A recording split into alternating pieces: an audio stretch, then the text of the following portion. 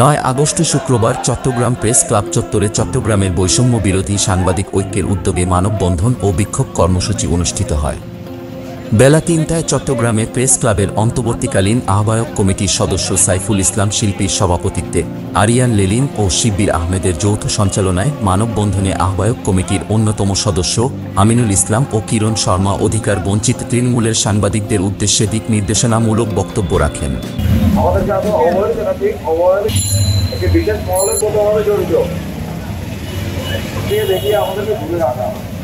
আমরা এই বিষয়গুলি চাই না। কোনো সরকারি প্রতিষ্ঠানে গেলে সেখানে যদি দেখা যায় প্রেস ক্লাবের কোনো সদস্য আছে তারাও আমাদেরকে ছিল না। এইটাকে একটা বিরাট ধরনের বৈষম্য, সেগুলি আমরা অবমুক্ত করবো এবং আমাদের সাংবাদিকদের যারাই উপযুক্ত এবং যারাই তাদের নির্দিষ্ট জায়গায় আগে বলে মেম্বার হওয়ার সুযোগ পাবে। ধন্যবাদ সবাই বক্তব্য দিবেন। ধন্যবাদ সবাইকে। আমি এ বলে আমার বক্তব্য সংক্ষিপ্ত হয়। আর চট্টগ্রাম প্রেস ক্লাব হবে এই অঞ্চলের প্রথম বৈষম্য বিরোধী প্রেস ক্লাব। এজন্য আমরা আমাদের সকল পর্যায়ের নেতৃবৃন্দকে সহায়তা করার জন্য আমি সকলের প্রতি আহ্বান জানাচ্ছি। সম্পূর্ণ না হওয়া পর্যন্ত আপনারা আমাদের সাথে থাকবেন, পরিস্থিতি তৈরি না করে।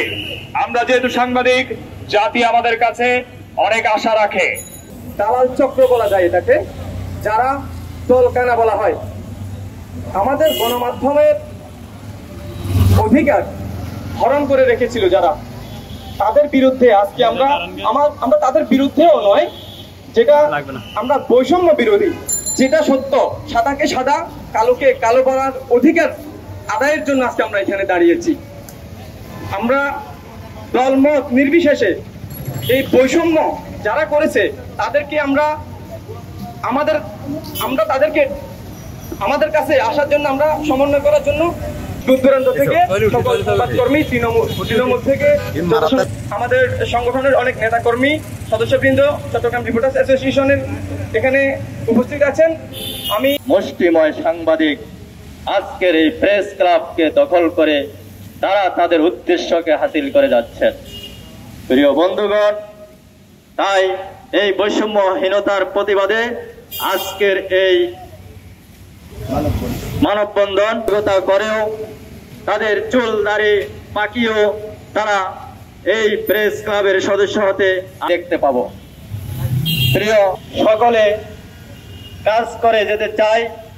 চট্টগ্রাম প্রতিনিধি ইসমাইল ইমনের তথ্যচিত্রের ডেস্ক রিপোর্ট। মিশন 90 সংবাদের পিছনে নয়, ভিতরে ছুটি।